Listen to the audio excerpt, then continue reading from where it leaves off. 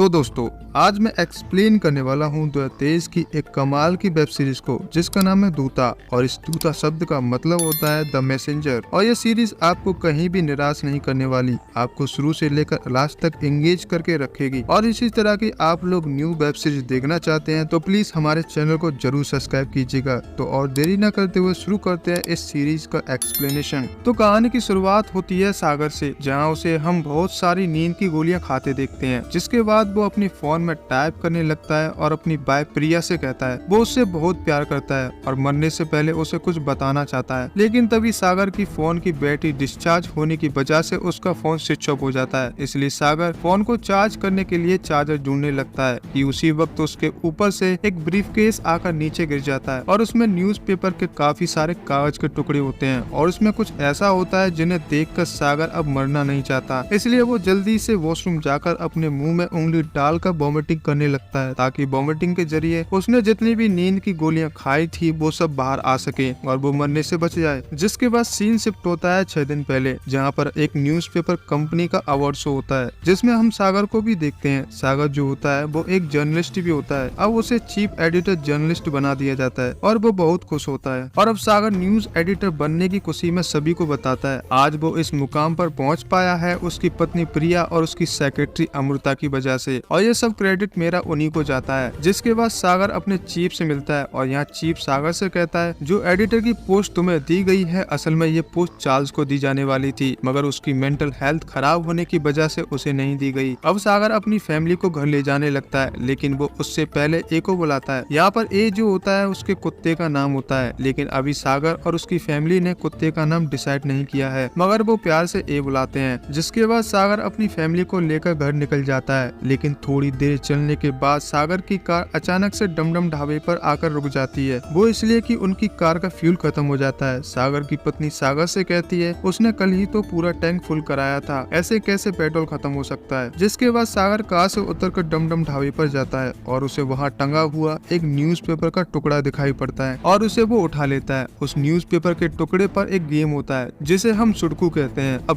थोड़ी देर बाद उसकी पत्नी प्रिया भी पानी की बोतल लेने उसके पास आ जाती है। अब कार में उसकी बेटी अंजलि और उसके कुत्ता ए रह जाता है। अब सागर उस पेपर को पलट कर पढ़ने लगता है जिसमें लिखा होता है 10:41:36 पर सागर की कार का ट्रक से एक्सीडेंट हो जाएगा और उसका कुत्ता ए मारा जाएगा। और उसी वक्त सागर घड़ी में टाइम देखता है तो वही समय हो रहा था 10:41:36 और तभी फिर एक ट्रक आकर उसकी कार का एक्सीडेंट कर देता है और उस कार के अंदर उसकी बेटी और ए था। सागर को यहाँ समझ नहीं आ रहा था ये उसके साथ क्या हुआ। अब जल्दी सागर अपनी कार के पास जाता है और वो देखता है कार से खून निकल रहा था। फिर सागर फूट फूट कर रोने लगता है क्योंकि कार में उसकी बेटी और उसका कुत्ता था। लेकिन तभी हमें मालूम चलता है उसकी बेटी तो जिंदा है। दरअसल हुआ ये था उसकी बेटी की डॉल कार से बाहर गिर गई थी, इसलिए उसकी बेटी डॉल को लेने कार से बाहर चली गई थी, जिसकी वजह से उसकी जान बच गई। लेकिन उस एक्सीडेंट में उनका कुत्ता ए मारा जाता है और वो ट्रक ड्राइवर वहाँ से भाग निकलता है। जिसके बाद सागर उस ट्रक ड्राइवर के खिलाफ कंप्लेंट टाइप करने लगता है और तभी सागर के पिता आकर उस कंप्लेंट को फाड़ डालते हैं क्योंकि उसके पिता की मेंटल हेल्थ सही नहीं होती और उसके पिता ये भी नहीं चाहते कि सागर जर्नलिस्ट का काम करे। फिर सागर अपने पिता को संभालता है और उन्हें आराम करने की बोलता है। जिसके बाद सागर फिर से एक कंप्लेंट टाइप करता है और उसे ले जाकर ऐसा ही अजय घोष को दे देता है जो कि इस केस को हैंडल कर रहा होता है। अब अगले दिन सुबह सागर अपने ऑफिस के लिए जा ही रहा होता है कि तभी उसकी बेटी अंजलि सागर के पास आती है और कहती है मैंने एक का नाम सोच लिया है, अब उसे उसका नाम सभी लोग हिप्पोपोटामस के नाम से याद करेंगे। मगर तभी सागर को उस न्यूज़पेपर के टुकड़े की याद आती है जिसमें वो पजल गेम था। इसलिए सागर जल्द ही डमडम ढाबे पर पहुंचता है और उस पजल पेपर को ढूंढने लगता है, लेकिन वो पजल पेपर उसे मिल ही नहीं रहा था। और तभी ढाबे वाला सागर को बताता है वो पेपर तो सुबह डस्टबिन में डाल दिया था। जिसके बाद सागर उस डस्टबिन से उस पजल को बाहर निकालता है और उस पजल में कुछ बॉक्सेस खाली होते हैं जिनको वो फिल करता है और फिल करने पर उसे हिप्पोपोटामस मिलता है। ये देखकर उसके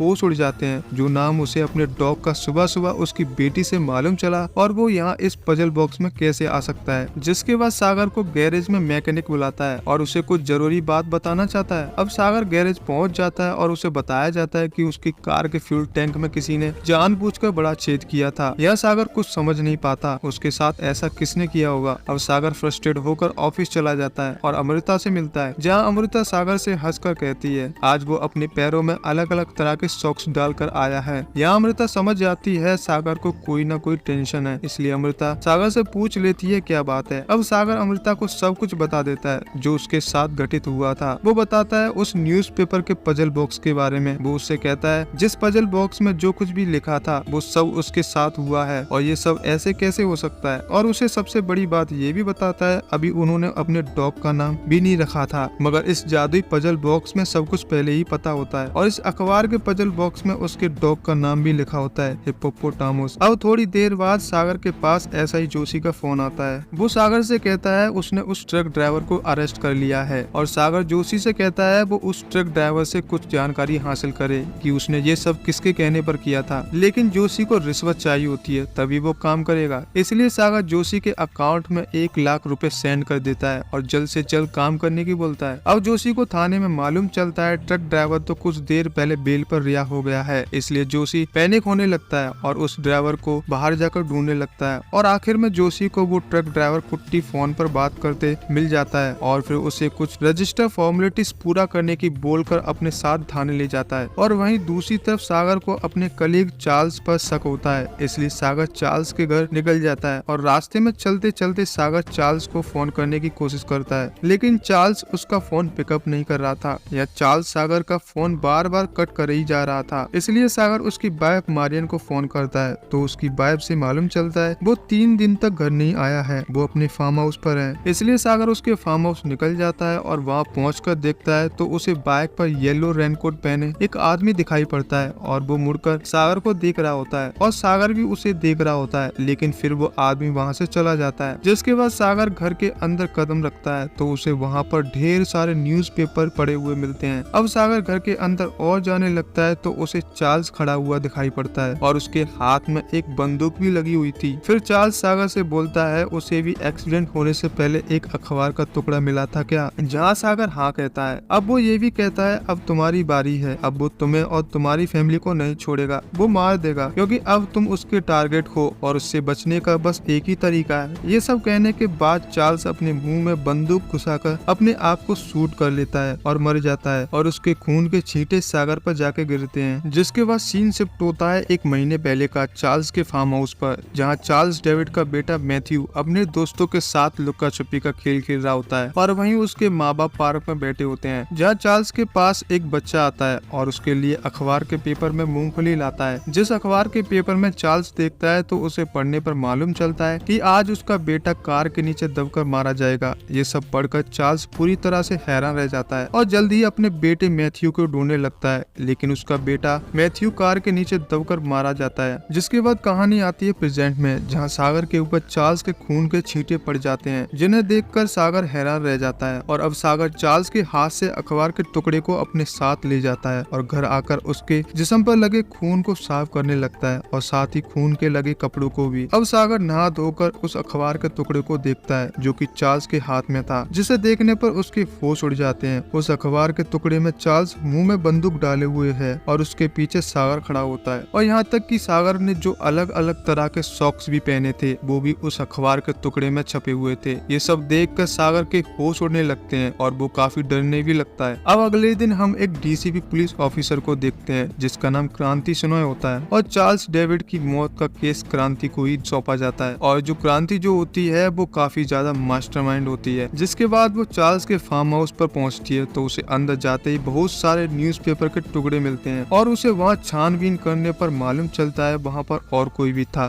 क्योंकि चार्ल्स ने जब अपने आप को शूट किया था तो उसके खून के छींटे उस जगह पर नहीं है जहां अभी रंगा कांस्टेबल खड़ा है। और इससे भी पता चलता है अगल बगल दीवार पर खून है लेकिन दरवाजे के बीच में नहीं है। यह क्रांति अच्छे से समझ गई थी चार्ल्स की मौत के वक्त यहाँ पर और कोई भी था और अब क्रांति चार्ल्स के फोन को चेक करती है तो उसे मालूम चलता है चार्ल्स के मरने के बाद उसकी वाइफ की 6 मिस कॉल्स हैं, लेकिन उससे पहले किसी वास्टर नाम की 8 मिस कॉल आई थी और उस वास्टर नाम की डिटेल्स निकालने पर पता चलता है कि ये नंबर एक जर्नलिस्ट सागर का है। जिसके बाद क्रांति चार्ल्स की वाइफ के पास जाती है और उससे चार्ल्स के बारे में कुछ ऐसा मालूम चलता है। वो बताती है चार्ल्स कई दिनों से परेशान था और आए दिन जहाँ कहीं भी अखबार के टुकड़े मिलते वो उन्हें अपने पास रख लेता था और उन्हें ले जाकर रूम में बंद करके दीवार पर चिपकाया करता था और उन्हें पढ़ा भी करता था। और एक दिन ऐसी बददुआ लगी कि उसकी माँ और उसके पिता और इसके रिश्तेदार और यहाँ तक कि उसका बेटा मैथ्यू सभी एक एक करके मारे गए। और अब दूसरी तरफ सागर अपने ऑफिस जाता है और अमृता से मिलता है और उसे फिर से उसके साथ हो रही घटनाओं के बारे में बताता है। वो उसे उस पेपर को भी दिखाता है और कहता है जिसमें चार्ल्स अपने आप को गोली मार रहा है और मैं उसके पीछे खड़ा हूँ। और सबसे बड़ी बात यह है कि मुझे तक मालूम नहीं था कि मैंने सॉक्स अलग अलग तरह के पहने हुए थे, लेकिन इस चमत्कारी कागज के टुकड़े को कैसे मालूम होता है। अब जो दोनों बात कर ही रहे होते हैं कि तभी वहाँ पर कॉलेज के कुछ स्टूडेंट सागर से मिलने आते हैं, जहाँ जो स्टूडेंट होते हैं वो सागर को काफी पसंद करते हैं और सागर को अपने कॉलेज में इनवाइट करते हैं। और उस कॉलेज में सीएम भी आने वाले होते हैं। अब सीन शिफ्ट होता है थाने में, जहाँ एसआई घोष उस ट्रक ड्राइवर से पूछताछ करता है और यहाँ हम देखते हैं एसआई घोष ने उसको काफी मारा होता है और यहाँ तक कि घोष ने उसका सोने का दांत भी निकाल लिया होता है और वो काफी तड़पने और चीखने लगता है। इसलिए एसआई घोष उसके मुंह में अखबार का टुकड़ा घुसा देता है उसे चुप कराने के लिए। जिसके बाद अगले दिन चर्च को देखते हैं, वहाँ पर चार्ल्स की आत्मा शांति के लिए प्रेयर की जा रही होती है और वहीं सागर भी आया होता है और वो देखता है उसी येलो रेनकोट को जो चार्ल्स के घर पर वो आदमी पहनकर आया था। जिसके बाद सागर चर्च के अंदर जाकर बैठ जाता है और वहीं क्रांति उस पर नजर रखने लगती है। जहाँ क्रांति सागर को देख रही होती है कि वैसे ही सागर भी क्रांति को देखता है और तभी सागर को बाहर से एक ब्लड बैग की आवाज सुनाई देती है, जिस पर वो जल्द ही बाहर जाकर देखता है तो उसे वो ही आदमी दिखाई देता है जो येलो रेनकोट पहने हुआ था। और अब क्रांति सागर से मिलती है और उससे पूछती है वो उस दिन कहाँ था जब चार्ल्स की मौत हुई थी। वो उसे बताता है वो अपने ऑफिस में था क्योंकि उनका हाल ही में एक न्यूज़पेपर लॉन्च होने वाला है, इसलिए वो उस दिन लेट से घर भी पहुंचा था। अगर उनको उस पर यकीन नहीं होता तो वो उसकी सेक्रेटरी अमृता से उसके बारे में पूछ सकते हैं। यह क्रांति को सागर पर शक होने लगा था, इसलिए वो अपने कांस्टेबल रंगा से कहती है अगर सागर का 1 मिनट बाद अमृता के पास कॉल जाता है तो समझ जाना सागर उनसे कुछ छुपा रहा है और उनसे झूठ बोल रहा है। और फिर ऐसा ही होता है, सागर अमृता को कॉल करके पुलिस को झूठ बोलने की बोलता है। जिसके बाद सागर के पास एसआई घोष का फोन आता है, वो उसे बताता है वो ट्रक ड्राइवर तो मर गया है। यहाँ पर सागर उस पर काफी गुस्सा करता है और वो ये भी कहता है उसे नहीं पता वो उस लाश को कैसे ठिकाने लगाएगा और सागर ये भी कहता है उसे इन चीजों में इन्वॉल्व भी मत करना। फिर सागर गुस्से में आकर फोन कट कर देता है। जिसके बाद हम एसआई घोष को शाम के वक्त देखते हैं, वो उस लाश को ठिकाने लगाने के लिए एक सुनसान सी जगह पर लाता है और एक दीवार के उस पार फेंक देता है और खुद भी उस पार कूद जाता है। अब घोष उस कुट्टी की लाश को ले जाकर एक सुनसान से कमरे में फेंक आता है और फिर उसी वक्त घोष सागर के पास फोन करता है और उससे कहता है उसने उस लाश को उसके पिता के फार्म हाउस पर ठिकाने लगा दिया है। और वो सागर से ये भी कहता है अगर उसने उस लाश को ठिकाने नहीं लगाया तो फिर दोनों ही पुलिस केस में फंसेंगे। इसलिए सागर जल्द ही अपने फार्म हाउस निकल जाता है और वो वहाँ देखता है अभी भी कुट्टी जिंदा था, लेकिन कुट्टी किसी वजह से फिसल जाता है और एक सलिया के ऊपर जा गिरता है जिससे उसकी मौत हो जाती है। और उस सलिया के ऊपर वही अखबार का टुकड़ा था जो घोष ने कुट्टी के मुंह में घुसा दिया था। अब सागर उस खून से सने अखबार के टुकड़ों को उठाता है तो वो हैरान रह जाता है क्योंकि उस टुकड़े में ये सारी घटना पहले से ही तय थी। जिसके बाद सागर अपने आप को संभालता है और कुट्टी की लाश को अपने फार्म हाउस ले जाकर अपने बगल के फार्म हाउस की जमीन में ठिकाने लगा देता है। फिर सागर अपने फार्म हाउस आकर सबूतों को मिटाने की कोशिश करता है क्योंकि फार्म हाउस के जनरेटर रूम में कुट्टी का ब्लड चारों तरफ था, इसलिए सागर सबूतों को मिटाने के लिए जनरेटर रूम की दीवारों पर नया पेंट कर देता है और साथ ही जिन औजारों से कुट्टी की लाश को दफनाया था उनको सागर अच्छे से पानी से सफा कर देता है ताकि पुलिस को जब मालूम चले तो वो सबूतों तक ना पहुंच पाए। अब आगे हम क्रांति को देखते हैं जो कि चार्ल्स के हाथ में जो बंदूक मिली थी उसकी इन्वेस्टिगेशन करना शुरू कर देती है और कुछ गन्स के डीलर से बात भी करती है जो कि गन्स की स्मगलिंग करते हैं और उन्हीं से क्रांति को ट्रक ड्राइवर कुट्टी के बारे में मालूम चलता है जो कि गन्स स्मगलिंग करता है। तो फिर क्रांति जल्द ही कुट्टी के घर पहुंच जाती है और उसकी बीवी से पूछताछ करने पर मालूम चलता है कुट्टी को एक्सीडेंट के केस में गिरफ्तार कर लिया था, लेकिन बेल पर छूटने के बाद वो घर आने वाले थे मगर वो घर पर पहुंचे ही नहीं। अब क्रांति उसका घर चेक करने की कहती है ताकि कुछ सबूत हासिल हो सके और उन्हें चेक करने पर महंगा आईफोन, टीवी और भी कुछ चीजें मिलती हैं। ये सब चीजें देख कर क्रांति को समझ आ गया था एक ट्रक ड्राइवर होकर उसके पास इतनी सारी महंगी चीजें कैसे हो सकती हैं, यानी कि कुट्टी गन्स स्मगलिंग का काम जरूर करता है। इसलिए कुट्टी की और जानकारी हासिल करने पर मालूम चलता है कि कुछ दिन पहले कुट्टी ने सार की कार का एक्सीडेंट किया था, इसलिए कुट्टी को अजय घोष ने अरेस्ट कर लिया था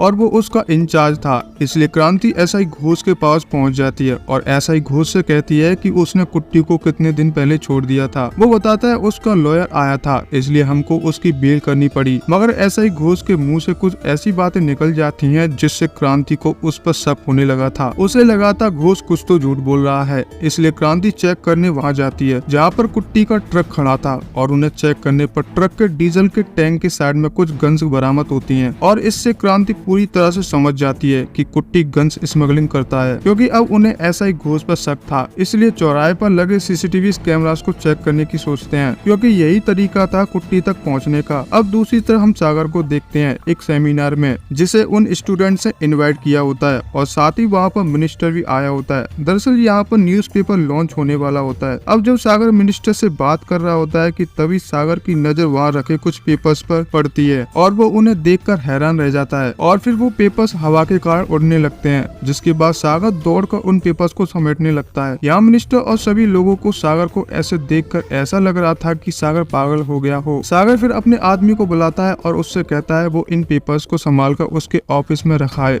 जिसके बाद सागर उन पेपर्स को अपने केबिन में जाकर चेक करने लगता है कि तभी वहाँ पर मूर्ति सर सागर से मिलने आते हैं और वो सागर को कुछ अखबार दिखाकर कहते हैं इनमें कुछ खाली कॉलम्स क्यों छोड़ दिए हैं। जिस पर सागर कहता है ये जगह कुछ आर्टिकल्स के लिए छोड़ी गई हैं, मतलब कि ये खाली जगहें पहले से ही बुक हैं, जो अच्छे पैसे देंगे उनके आर्टिकल्स यहाँ छापे जाएंगे। लेकिन मूर्ति सर को सागर का ये काम बिल्कुल भी पसंद नहीं आता, इसलिए दोनों में काफी तगड़ी वाली बहस हो जाती है और इसी चक्कर में सागर मूर्ति सर को नौकरी से निकाल देता है। अब और थोड़ी देर बाद सागर अपनी विंडो से नीचे झांक रहा होता है। जैसे ही वो नीचे देखता है तो उसे वही येलो जैकेट पहने एक आदमी नजर आता है और सागर को पलट कर देख रहा होता है। और उसी वक्त सागर के पास उड़कर एक कागज का प्लेन आता है जिसे एक बच्चे ने फेंका होता है। अब सागर उसे उठाकर पढ़ने लगता है और हैरान रह जाता है। दरअसल उस कागज के टुकड़े में लिखा होता है आज सागर की प्रेग्नेंट पत्नी का बच्चा उसके पेट में मर जाएगा। ये पढ़ने के बाद सागर के पैरों तले से जमीन खिसक जाती है और हड़बड़ाने लगता है और फिर अपनी पत्नी प्रिया को कॉल करने की कोशिश करता है। कॉल पर उसे मालूम चलता है उसकी पत्नी का सीढ़ियों से पैर फिसल गया था, जिसकी वजह से उसके पेट में काफी ब्लीडिंग होने लगी थी, इसलिए प्रिया को जल्दी से हॉस्पिटल ले जाया जाता है। फिर सागर भी जल्दी हॉस्पिटल पहुंच जाता है, लेकिन तभी सागर की नजर हॉस्पिटल के एक रूम में पड़ती है जहां पर अमृता एडमिट थी और उसकी बहुत ही ज्यादा हालत खराब थी। फिर तभी वहां पर डॉक्टर और सागर को बताती है उसकी पत्नी और उसका बच्चा बिल्कुल ठीक है। ये सुनने के बाद सागर को काफी सुकून मिलता है और उसकी सांस में सांस आ जाती है। तभी सागर को याद आता है उसकी सेक्रेटरी अमृता उसके बगल के रूम में एडमिट है। तो फिर सागर जल्द ही अमृता के पास जाता है और उससे पूछता है ये सब कैसे हुआ और इतनी बुरी हालत तुम्हारी किसने की। यहाँ पर अमृता रोने लगती है और सागर को गले लगाकर कहती है हमारा बच्चा नहीं रहा। ये सुनते ही सागर के पैरों तले से जमीन खिसक जाती है और यहीं हमें एक छोटा सा फ्लैशबैक दिखाया जाता है जहां हम देखते हैं सागर और अमृता को। ये दोनों कुछ महीने पहले एक साथ प्रेस कॉन्फ्रेंस में जा रहे होते हैं, लेकिन इनकी फ्लाइट किसी कारण से डिले हो जाती है, इसलिए ये दोनों एक रात गुजारने के लिए होटल जाते हैं और खूब एंजॉय करते हैं और साथ में इंटीमेट भी होते हैं। जिसके बाद कहानी प्रेजेंट में आती है जहाँ सागर अमृता पर गुस्से से चिल्लाने लगता है और कहता है ये सब कैजुअल था, मैंने तुमसे कहा था पिल्स खाने की। लेकिन अमृता कहती है उसने पिल्स ली थी मगर पता नहीं वो कैसे काम नहीं करी और वो प्रेग्नेंट हो गई। और फिर अमृता उसे ये भी बताती है उसकी हालत ये किसने की। वो बताती है आज के दिन वो प्रेगनेंसी चेक कर रही थी तो चेक करने पर पॉजिटिव निकला और उसी वक्त उसके घर की बेल बजने की आवाज आती है, जिसकी वजह से वो प्रेगनेंसी किट को बाथरूम में ही भूल जाती है। फिर अमृता घर का दरवाजा खोलने चली जाती है और उसका हस्बैंड आया होता है। उसका हस्बैंड नेवी ऑफिसर होता है और साल में एक दो बार घर आता है। जिसके बाद उसके हस्बैंड को बड़ी तेज टॉयलेट लगी होती है और वो बाथरूम चला जाता है, जिसकी वजह से उसे उस प्रेगनेंसी किट के बारे में मालूम चल जाता है और फिर गुस्से में आकर उसका पति अमृता को बड़ी बेरहमी से मारता है। यह सागर अमृता को संभालता है और उसी अखबार के टुकड़े को दिखाकर कहता है ये सब अच्छा हुआ, दरअसल मेरा बच्चा मारा जाता तो बहुत बुरा होता। इसलिए सागर अमृता का इलाज कराने के लिए अपना क्रेडिट कार्ड उसे दे देता है और ये भी कहता है आगे से हम दोनों साथ में काम नहीं कर पाएंगे और उसे और कोई नौकरी ढूंढने की बोलता है। सागर की ये सारी बातें सुनकर अमृता को काफी हर्ट होता है। जिसके बाद अमृता अपने बगल वाले रूम में झांक कर देखती है सागर और उसकी पत्नी प्रिया को। वो दोनों काफी खुश थे और उन्हें कुछ देखकर अमृता को काफी बुरा फील होता है। इसलिए अमृता एक नर्स को बुलाती है और उससे कहती है उसे उसका एक जरूरी काम करना होगा और बदले में उसे ढेर सारा पैसा देती है। जिसके बाद सागर अपनी पत्नी प्रिया को डिस्चार्ज कराकर घर ले जाता है और घर पर हम देखते हैं उसकी बेटी अंजलि से मिलने उसके काफी सारे दोस्त बच्चे आए होते हैं और यहाँ पर सभी बच्चे लोग यूट्यूब पर घोस्ट शैडो की कहानियां देख रहे होते हैं। जिसके बाद सागर ऐसा ही घोस्ट से मिलने जाता है और उसे सब कुछ बताने की कोशिश करता है। सागर को अखबार के जितने भी टुकड़े मिले थे वो सभी को घोस्ट को दिखाने की और बताने की कोशिश करता है, लेकिन घोष को उसकी बातों पर यकीन नहीं हो रहा था। इसलिए सागर उसे एक अखबार के टुकड़े को पढ़कर बताता है। वो बताता है कुट्टी के मुंह में एक सोने का दांत था, उसे किसी ने निकाल लिया था। ये सुनने के बाद घोष को सागर पर यकीन हो जाता है, क्योंकि वो दांत घोष ने ही कुट्टी के मुंह से निकाला था। अब दूसरी तरफ हम क्रांति को देखते हैं। वो उस चौराहे के सीसीटीवी कैमरास के फोटोज को चेक कर रही होती है और उसे एक आदमी निकलते दिखाई देता है और साथ ही वहाँ पर एक आदमी और आता है, तो वो उसे अपने साथ ले जाता है। लेकिन बारिश होने की वजह से उनका फेस साफ दिखाई नहीं दे रहा था, इसलिए पता नहीं चल पा रहा था कुट्टी और घोष के बारे में। इसलिए क्रांति फिर रात को फोटोज देखती है तो उसे एसआई घोष की कार राइट की तरफ जाती दिखाई देती है। दरअसल एसआई घोष का घर तो लेफ्ट की तरफ होता है। अब क्रांति एसआई घोष के फोन का लोकेशन ट्रेस करने की बोलती है, तो उन्हें मालूम चलता है एसआई घोष सागर के फार्म हाउस गया था और फिर उसके 1 घंटे के बाद सागर भी अपने फार्म हाउस गया था। यह क्रांति को उन दोनों पर काफी शक होने लगा था, इसलिए क्रांति अपनी टीम लेकर जल्दी सागर के फार्म हाउस पहुंच जाती है और फार्म हाउस पर उसकी माँ होती है, जहाँ क्रांति उसकी माँ से कहती है वो फार्म हाउस को चेकआउट करना चाहते हैं, जिस पर उसकी माँ उनको परमिशन दे देती है और फिर सागर को घर पर फोन करने की कोशिश करती है। जहाँ पर हम सागर को देखते हैं उसके रूम में बहुत सारे न्यूज़पेपर के टुकड़े होते हैं जिन्हें वो चेकआउट कर रहा होता है और अब उसकी माँ का फोन उसके पास आता है और वो उससे कहती है पुलिस फार्म हाउस को चेकआउट करने आई है, जिस पर सागर बोलता है उनका काम है, उन्हें करने दो और वो थोड़ी देर बाद चेकआउट करके चले जाएंगे। अब क्रांति और उसका कांस्टेबल रंगा छानबीन करते करते जा पहुंचते हैं उसी जनरेटर रूम में जहाँ कुट्टी की मौत हुई थी और उस रूम को देखने पर मालूम चलता है कि दीवारों पर ताजा ताजा पेंट किया गया है और फर्श को भी अच्छे से साफ किया गया था और वहीं रखे औजार भी साफ थे। उन्हें अब पूरी तरह से शक होने लगा था कि कुट्टी को यहीं लाकर मारा गया है और उसे मारने के बाद यहाँ की साफ सफाई की गई है जिससे सबूत मिट जाएं। अब वो जनरेटर रूम से बाहर जाने लगते हैं तो उन्हें किसी के पैरों के निशान जनरेटर रूम से बाहर जाते दिखाई देते हैं। फिर वो उन पैरों को फॉलो करने लगते हैं और उन्हें वो जगह भी मिल जाती है जहाँ पर सागर ने कुट्टी की लाश को ठिकाने लगाया था। इसलिए क्रांति फॉरेंसिक टीम बुलाकर वहाँ पर खुदाई करना शुरू कर देती है। अब दूसरी तरफ हम सागर के घर पर देखते हैं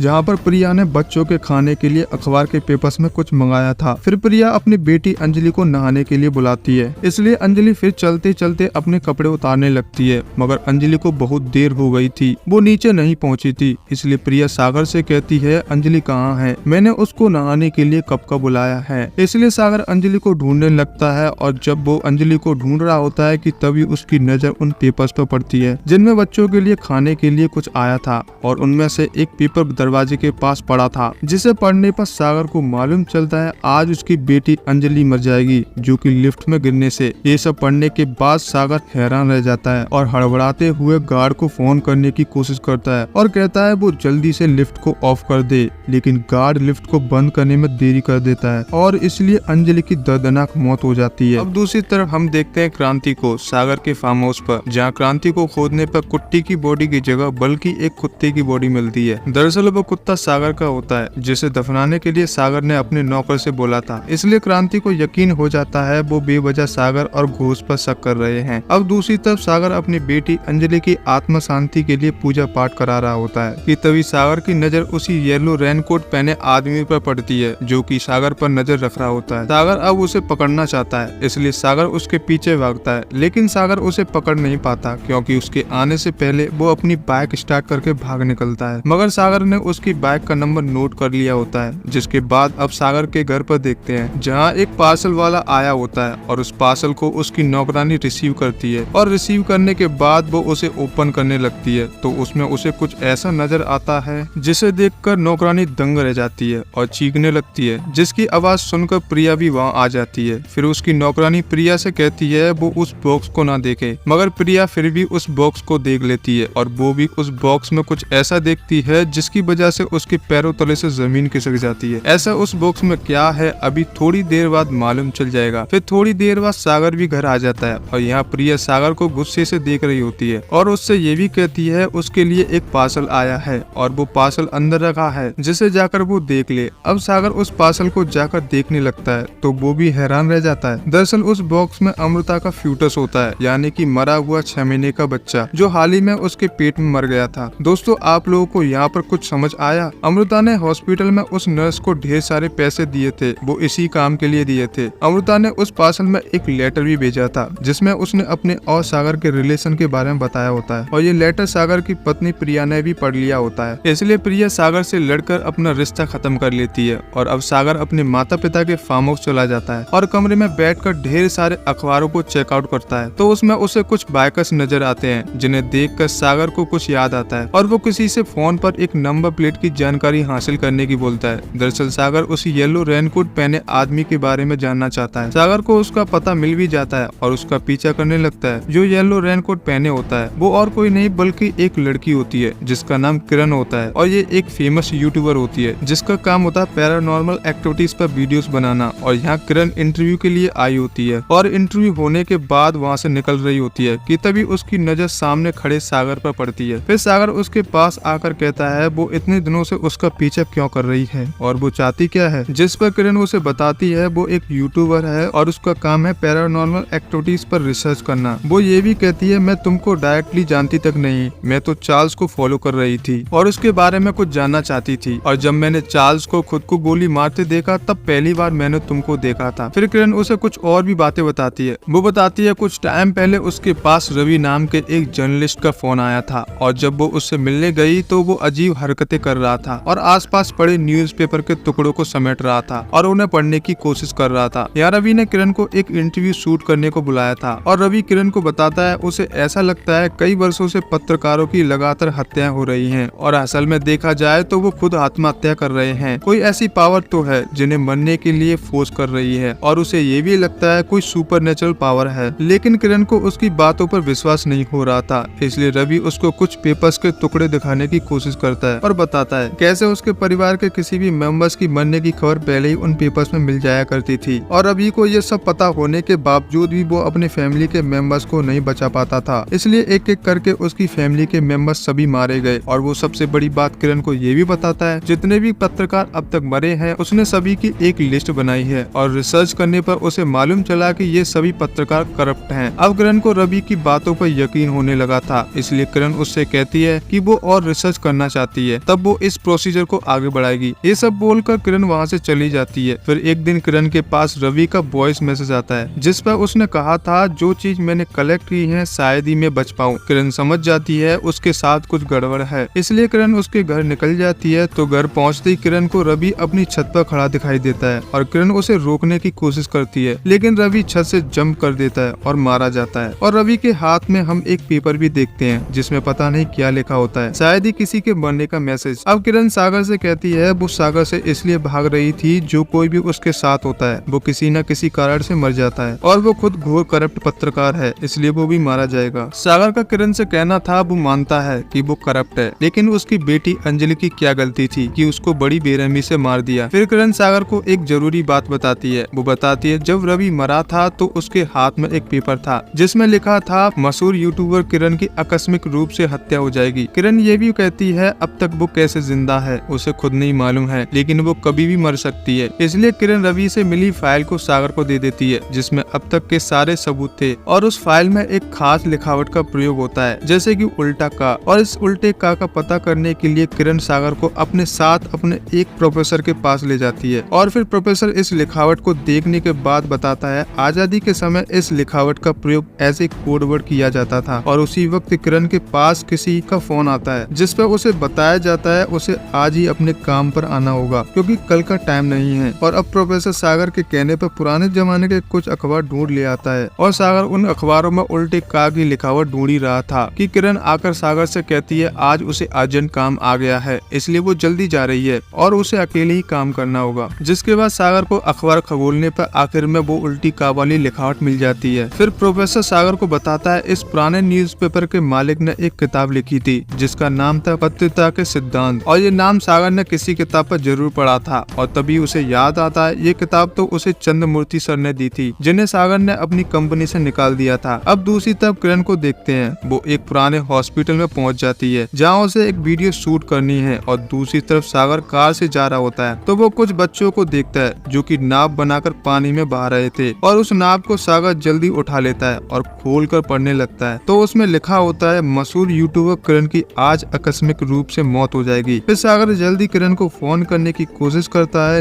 लेकिन नेटवर्क इशू होने की वजह से उसका फोन नहीं लग पाता, इसलिए सागर तुरंत ही हॉस्पिटल निकल जाता है और वहीं किरण एक मशीन डिटेक्टर लेकर घूम रही होती है कि तभी अचानक उस मशीन में तेजी से लाइट फ्लैश करने लगती है और वो अपने आप को सतर्क कर लेती है, क्योंकि वो समझ जाती है यहाँ पर खतरनाक आत्माएं मौजूद हैं, जिसके कारण वो फ्लैश तेजी से जल रही है। और फिर थोड़ी देर बाद वहाँ लगे फायर एक्सटिंग्विशर में हलचल सी होने लगती है और फिर एक फायर एक्सटिंग्विशर सीढ़ियों से लगकर फुल पावर के साथ किरण से आकर लगता है और उसके पीछे लगे लोहे के हैंगर में जा घुस जाती है, जिसकी वजह से किरण की मौत हो जाती है। और इसी बीच सागर किरण को ढूंढते ढूंढते वहाँ पहुँच जाता है और वॉचमैन से किरण के बारे में पूछता है। वॉचमैन उसे बताता है किरण सेकंड फ्लोर पर शूट करने गई है, लेकिन सीढ़ियों से खून आते देखकर सागर समझ जाता है अब किरण नहीं रही, वो मारी गई। अब दूसरी तरफ क्रांति और रंगा को देखते हैं। वो चाहते हैं इस केस को दोबारा से री इन्वेस्टिगेट किया जाए, क्योंकि वो पीछे कुछ न कुछ तो जरूर गलतियां कर रहे हैं। इसलिए क्रांति फिर से सबूत जुटाना शुरू कर देती है और उसे एक फोटो नजर आता है जिसमें बरगद के पेड़ की जड़ होती है, जिस पर क्रांति रंगा से कहती है बरगद की जड़ें तो 15 मीटर गहरी नीचे पाई जाती हैं, यानी कि वो गड्ढा 15 मीटर नीचे तक खोदा गया है और हो सकता है कुत्ते की बॉडी के नीचे और खोदने पर उस ट्रक ड्राइवर कुत्ते की बॉडी मिल जाए। यह क्रांति को पूरी तरह से कंफर्म हो गया था, ऐसा ही हुआ होगा। और दूसरी तरफ सागर उस न्यूज़पेपर और किताब से मिली एड्रेस पर पहुंचता है तो उसे उस एड्रेस पर वही लड़का मिलता है जो सागर को कॉलेज में इनवाइट करने आया था, जिसका नाम सत्यमूर्ति होता है। सत्यमूर्ति सागर को बताता है उसका नाम उसके दादाजी पर पड़ा है और ये प्रेस भी उन्हीं का है जहाँ पर वो अब रह रहे हैं। वो बताता है कैसे सन 1962 में ये प्रेस किसी कारण से बंद पड़ गया था और वो ये भी कहता है आपको और जानकारी चाहिए तो मैं आपको अपने दादाजी के रूम में लेकर चलता हूँ। सागर रूम में पहुँच जाता है और कुछ ऐसा तलाशने की कोशिश करता है जो उसके काम आ सके कि तभी वहाँ पर चंद्रमूर्ति सर आ जाते हैं, जिन्हें सागर ने अपनी कंपनी से निकाल दिया था। वो सागर पर भड़कने लगते हैं और घर से जाने के लिए कहते हैं और सागर से ये भी कहते हैं वो उसके पिता के बारे में कैसे छाप सकता है। सागर कहता है जो भी उसके पिता के बारे में उसे मालूम है वो अखबार में छाप देगा। यहाँ चंद्रमूर्ति सागर से कहते हैं तुम क्या जानती हो मेरे पिता के बारे में। सागर बताता है वो जानता है आपके पिता गाँव वालों को धोखा देकर कहीं भाग गए और उनका अता पता भी नहीं है। इसलिए चंद्रमूर्ति सागर को अपने पिता की असली सच्चाई बताता है। वो बताता है सन 1962 में उसके पिता सत्यमूर्ति ने एक किताब लॉन्च की थी जिसका नाम था पत्रता के सिद्धांत और सत्यमूर्ति दूता अखबार के मालिक भी थे। और उस किताब लॉन्च में सत्यमूर्ति के अजीज दोस्त रघवैया भी आए थे जो कि उस गांव के लोकल एमएलए थे और वहीं उनका अपोजिशन चक्रपाणी भी आया होता है। ये भी एमएलए बनना चाहता है, इसलिए रघवैया के अपोजिशन में खड़ा हुआ होता है। और जब प्रेस में खबर छापने की बात हो तो सत्यमूर्ति भूपति नाम के एक आदमी पर विश्वास किया करते थे। वो उसे अपने बेटे की तरह समझते थे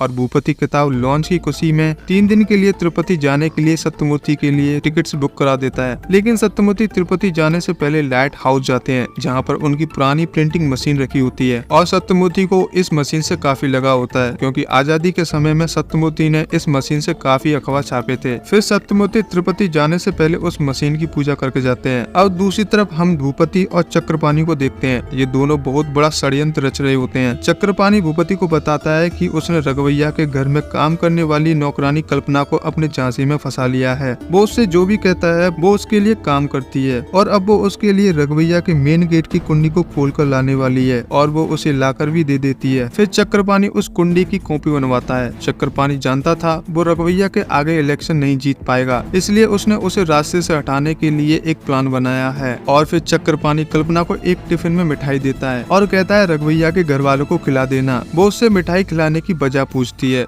जब इलेक्शन में जीत जाऊंगा तो मैं तुमसे शादी कर लूंगा और तुम रघवैया के घर वालों से कह देना मेरी शादी तय हो गई है, क्योंकि कल्पना चक्रपाणी के प्यार में पूरी तरह से गिर चुकी थी, इसलिए वो उसकी सारी बातें मानती थी। फिर कल्पना मिठाई लेकर घर आ जाती है और सभी को मिठाई खिलाती है और कहती है उसकी शादी तय हो गई है। फिर कल्पना इस काम को अंजाम देने के बाद चक्रपाणी से मिलने जाती है और चक्रपाणी कल्पना को झील में डुबोकर मार देता है और उसके नाम का एक लेटर वहाँ छोड़ जाता है, जिस लेटर में लिखा होता है रघवैया के घर वालों ने उसका रेप किया और फिर कल्पना ने झील में कूद कर आत्महत्या कर ली। जिसके बाद वहाँ पर गाँव वाले पहुँच जाते हैं और साथ ही पुलिस भी, और पुलिस को वहाँ पर एक लेटर भी मिला होता है और यहाँ पर भी ये पुलिस वाला भूपति और चक्रपाणी के साथ मिला होता है। ये तीनों मिलकर घोर षड्यंत्र रच रहे होते हैं। चक्रपाणी ने जो बात उस लेटर में लिखी थी उसी बात को वो लोग गाँव वालों को बता देते हैं और जो मिठाई कल्पना ने रघवैया के घर वालों को खिलाई थी दरअसल उस मिठाई में नशे की दवाई थी, जिसके कारण सभी लोग बेहोश हो जाते हैं। और इसी का फायदा उठाकर चक्रपाणी रात के 12 बजे रघवैया के घर में घुस आता है और जो कुंडी चक्रपाणी ने कॉपी करके बनाई थी उसे कल्पना पहले ही दरवाजे में फिट कर देती है और चक्रपाणी उसे चुम्बक के जरिए खोलकर अंदर घुस आता है और सभी लोगों को घसीट कर एक रूम में ले आता है और एक लंग से सभी बच्चे, बूढ़े, जवान सभी को फांसी पर लटका देता है और जाते वक्त उस रूम के दरवाजे को ऐसे बंद करके जाता है जैसे तहकीकात के समय पुलिस को मालूम चले कि रूम अंदर से ही बंद है और ये मामला सुसाइड का लगे। फिर अगले दिन चक्रपाणी के कहने पर भूपति ये न्यूज अखबार में छाप देता है कि रघुवैया के परिवार वालों ने कल्पना के साथ दुष्कर्म किया है और सत्यमूर्ति अपने अखबार में कुछ भी गलत नहीं छापते थे, इसलिए चक्रपाणी इस बात का फायदा उठाकर गाँव वालों को अपनी तरफ कर लेता है और फिर चक्रपाणी गाँव वालों को अपने साथ ले जाकर रघुवैया के घर पर जाता है और वहाँ पर पुलिस भी आ जाती है। फिर पुलिस मेन गेट को नॉक करती है लेकिन अंदर से बाहर कोई नहीं आता, इसलिए पुलिस वाले दरवाजा तोड़ देते हैं और वो देखते हैं एक कतार में रघुवैया और उसकी फैमिली ने फांसी लगा ली है और वहीं पर उन्हें आज का न्यूज़पेपर ही मिलता है और ऐसा बताया जा रहा होता है कि शर्म के कारण उन्होंने फांसी लगा ली और वहीं पर उस परिवार की एक छोटी बच्ची भी रह जाती है जिसे पोलियो होता है। और उसी दिन सत्यमूर्ति तिरुपति से वापस आ जाते हैं और जब उन्हें मालूम चलता है उस न्यूज और रघुवैया के परिवार की मौत के बारे में, वो हैरान रह जाते हैं और पूरा शक उनका भूपति पर जाता है। इसलिए सत्यमूर्ति भूपति से मिलने जाते हैं लेकिन वो घर पर नहीं था। उसकी पत्नी से मालूम चलता है कि वो चक्रपाणी के फार्म हाउस पर गया है, इसलिए सत्यमूर्ति फार्म हाउस निकल जाता है और वहाँ जाकर वो देखता है ऐसा ही रमन्ना और भूपति और चक्रपाणी को वो तीनों मिले होते हैं और जब वो बातें कर रहे होते हैं उन सारी बातों को सत्यमूर्ति सुन लेता है। कैसे चक्रपाणी ने इलेक्शन जीतने के लिए सत्यमूर्ति का प्रेस का इस्तेमाल किया और कैसे उसने रघुवैया को अपने रास्ते से हटाया। ये सारी बातें सुनने के बाद सत्यमूर्ति घर चला जाता है और अपनी पत्नी को सारी बातें बता देता है और ये भी कहता है उन्होंने मेरी प्रेस का गलत फायदा उठाया है, इसलिए मैं उनकी असली सच्चाई गाँव वालों के सामने लाकर रहूंगा। अब दूसरी तरफ भूपति को सत्यमूर्ति की किताब नीचे पड़ी हुई मिलती है। दरअसल सत्यमूर्ति जब उनके पास गए थे तो उनकी कार से किताब नीचे गिर गई थी और वो किताब भूपति के हाथ लग जाती है, जिससे उन्हें शक हो जाता है कि सत्यमूर्ति यहाँ पर जरूर आए थे और उन्होंने हमारी बात भी सुन ली होगी। इसलिए भूपति, चक्रपाणी और वो ऐसा ही सत्यमूर्ति के घर पर जाते हैं और उसकी पत्नी से सत्यमूर्ति के बारे में पूछते हैं, लेकिन उसकी पत्नी उन्हें कुछ भी नहीं बताती, मगर उन्हें मालूम होता है सत्यमूर्ति कहाँ पर मिलेगा। इसलिए तीनों लाइट हाउस पहुँच जाते हैं और वहाँ पर सत्यमूर्ति अखबार प्रिंट कर रहा होता है। सत्यमूर्ति भूपति से कहता है उसने उस पर विश्वास किया और उसी ने उसे धोखा दिया और वो ये भी कहता है उनकी सच्चाई अब वो गाँव वालों के सामने लाकर रहेगा। ये कहते ही ऐसा ही रमन्ना सत्यमूर्ति पर पीछे से हमला कर देता है और चक्रपाणी उसके पेट में चाकू भोंक देता है और फिर तीनों मिलकर सत्यमूर्ति को प्रिंटिंग मशीन पर डालकर उनका गला घोंट देते हैं, जिससे उनकी मृत्यु हो जाती है और वो तीनों अखबार में छाप देते हैं कि सत्यमूर्ति कहीं लापता हो गई। और अब कहानी प्रेजेंट में आती है। सागर फिर चंद्रमूर्ति से उस लाइट हाउस के बारे में पूछता है जहाँ वो प्रिंटिंग मशीन होती है, इसलिए सागर उस लाइट हाउस के लिए निकल जाता है और लाइट हाउस पहुँचते ही उसे कुछ ऐसा नजर आता है जिसे देखकर वो हैरान रह जाता है, क्योंकि वो अखबार प्रिंटिंग मशीन वही थी। और इसी वक्त सागर की नजर एक जाले पर पड़ती है जिस पर एक कागज का टुकड़ा होता है और उसमें एक भविष्यवाणी भी दी होती है और साथ ही उसमें एक इंसान की तस्वीर भी होती है। अब सागर को उस कागज को पढ़ने पर मालूम चलता है ये आदमी उसकी पत्नी प्रिया को अगले दिन यानी कि 16 नवंबर को मार देगा। सागर इस बुरी न्यूज को पढ़कर पूरी तरह से हैरान रह जाता है और वहीं दूसरी तरफ अब जबकि डीएसपी क्रांति को पूरा शक फिर से सागर पर जाता है, इसलिए क्रांति दोबारा से उस जगह को खुदवाती है। तो फिर अब की बार उस ट्रक ड्राइवर कुट्टी की बॉडी मिल जाती है और उस बॉडी को पोस्टमार्टम के लिए भिजवा दिया जाता है और साथ ही क्रांति रंगा से कहती है अजय घोष और सागर के लिए अरेस्ट वारंट तैयार करें। जिसके बाद हम कुट्टी की पत्नी कमला को देखते हैं। वो ऐसे ही घोष के घर पर आती है और घोष से अपने पति कुट्टी के बारे में पूछती है। यह घोष उससे झूठ बोलते हुए कहता है उसका पति गन्स स्मगलिंग का काम करता था, इसलिए उसको एटीएस ने अरेस्ट कर लिया है। और घोष कमला से ये भी कहता है वो उसके पति को छुड़वा देगा, लेकिन एक शर्त पर, उसे उसके साथ फिजिकल होना होगा। और वहीं दूसरी तरफ सागर को हम आधी रात को डीएसपी क्रांति के घर पर देखते हैं। वो क्रांति के घर की बेल बजाता है, जिस पर क्रांति बाहर आती है और उससे कहती है वो इस वक्त क्यों आया है। सागर उससे कहता है वो उसे कुछ बताना चाहता है। वो उसे अब तक की सारी बातें बता देता है, अपनी कार के एक्सीडेंट और चार्ल्स के मरने और उस ट्रक ड्राइवर की लाश को दफनाने तक की सारी बात बता देता है। लेकिन क्रांति उससे कहती है इन सारी बातों का कोई फायदा नहीं है, क्योंकि उसे सारे सबूत हासिल हो चुके हैं उसके खिलाफ और वो अरेस्ट होने के लिए तैयार हो जाए। लेकिन सागर क्रांति से कहता है वो यहाँ पर हेल्प मांगने के लिए आया है। और फिर सागर क्रांति को अब तक के उन सारे पेपर्स के टुकड़ों को दिखा देता है और कहता है ये मैसेजेस मुझे कई दिनों से परेशान कर रहे हैं। और सागर बताता है कैसे किसी भी दुर्घटना होने की खबर उसे पहले ही इन पेपर्स के टुकड़ों के जरिए मिल जाया करती थी और आज ही के दिन एक पेपर से मालूम चला है कि अगले दिन उसकी पत्नी प्रिया की हत्या कर दी जाएगी। इसलिए सागर क्रांति क्रांति से कहता है उसे उसकी हेल्प चाहिए। सागर उसे ये भी बताता है उसकी अपनी पत्नी प्रिया से किसी वजह से लड़ाई हो गई है और वो उससे बातें नहीं करना चाहती, इसलिए क्रांति उसका साथ दे और उसकी पत्नी से मिले और ये सारी बातें बताए। लेकिन क्रांति को यकीन नहीं हो रहा था कि ऐसा कैसे हो सकता है, भविष्य की खबरें इन पेपर्स में कैसे छप जाती हैं। इसलिए क्रांति सभी अखबार के टुकड़ों को एक साथ रखती है और उन्हें जोड़ने पर मालूम चलता है ये टुकड़े तो एक ही अखबार के पेपर के हैं। और जोड़ने पर क्रांति को एक और खबर मालूम चलती है जिसमें लिखा होता है आज रात 1:20 पर एसआई घोष की गोली मारकर हत्या कर दी जाएगी। और उसी वक्त क्रांति जब घड़ी में देखती है तो वही टाइम हो रहा था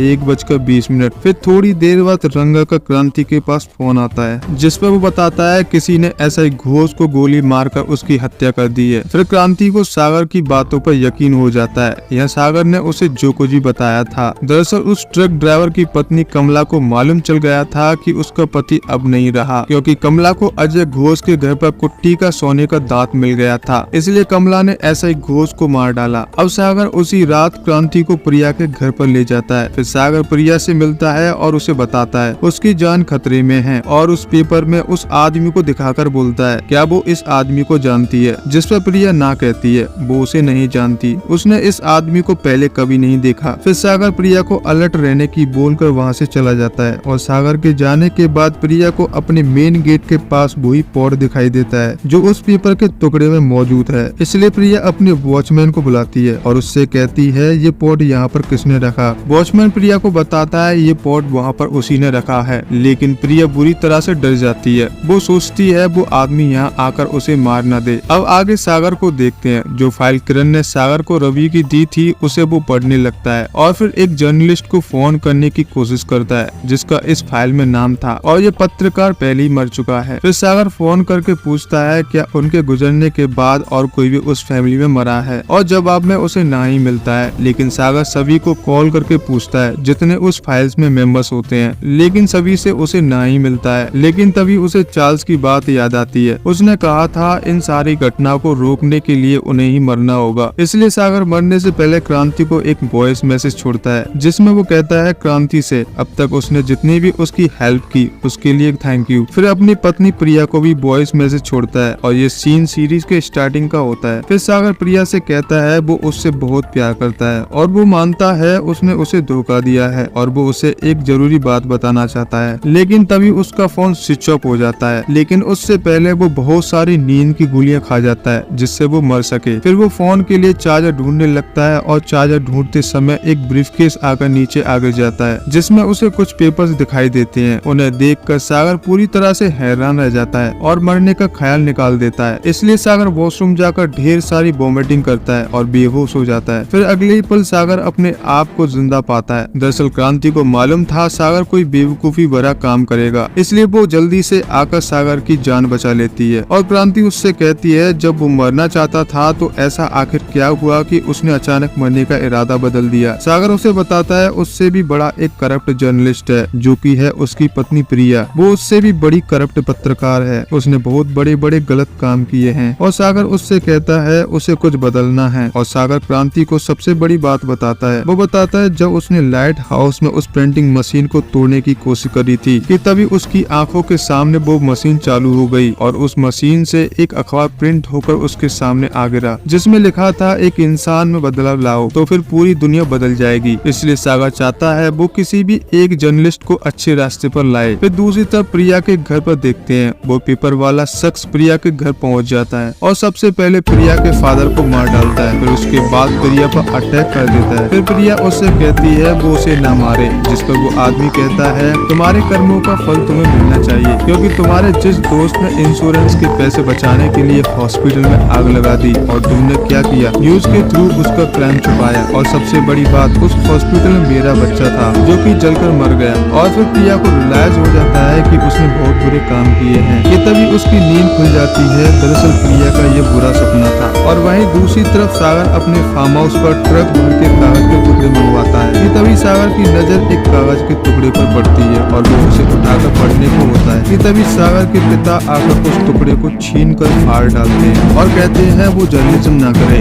लेकिन तभी सागर को गुस्सा आ जाता है और अपने पिता से कहता है अच्छा होता वो सत्यमूर्ति की जगह मर जाते।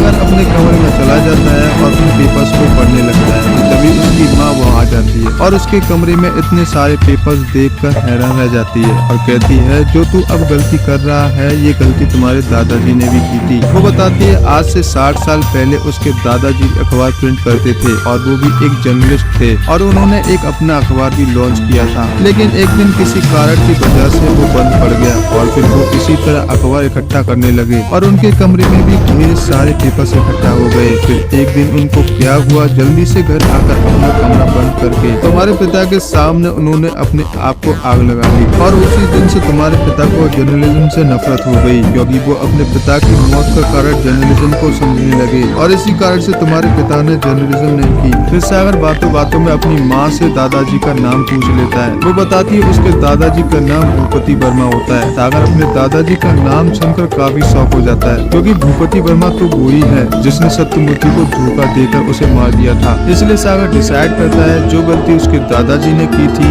वो अब उसे सुधारेगा। अब दूसरी तरफ क्रांति को देखते हैं। वो अपनी माँ के साथ अपने पुराने घर पर जा रही होती है जिसे उसने हाल ही में ओपन करके अच्छे से रेनोवेट कराया है। यह क्रांति की माँ का एक पैर खराब होता है। दरअसल क्रांति की माँ एमएलए रघोइया की पोती होती है जो कि जिंदा बच गई थी और उसे पोलियो था। यह क्रांति की माँ इस घर में आने से आज भी डरती है क्योंकि उन्होंने अपने पूरे परिवार को एक रात में खो दिया था। और वहीं दूसरी तरफ सागर अपने बॉस को फोन करके कहता है वो अपने एडिटर पद से रिजाइन कर रहा है क्योंकि वो उस पद के लिए काबिल नहीं है। और दूसरी तरफ क्रांति अपने घर के पुराने कागजातों को देख रही होती है तो उसे पुराने अखबार में अपनी फैमिली की घटना की खबर मिलती है और उसी अखबार के बगल में क्रांति को बैंक का एक पेपर मिलता है जो कि रघोइया ने कल्पना के लिए बैंक का खाता खोला था और उसमें साइन की जगह कल्पना का अंगूठा लगा था। इससे क्रांति समझ जाती है जब कल्पना पढ़ी लिखी नहीं थी तो उसने वो सुसाइड लेटर कैसे लिखा था। और वहीं उसे एक कुंडी भी मिलती है जिस पर जंग लगा हुआ था और घर में बाकी की कुंडी लगी हुई है, सभी की सभी पीतल की है। यह क्रांति को सब कुछ समझ आ जाता है तो उस दिन उस फैमिली के साथ सुसाइड नहीं हुआ था,